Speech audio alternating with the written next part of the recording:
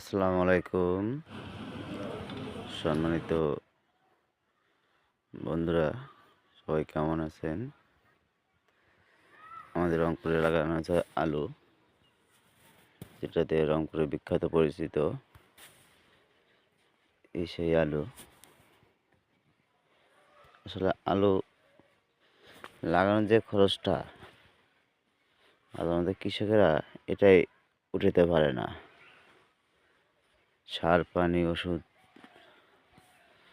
সব কিছুরই দাম বেশি।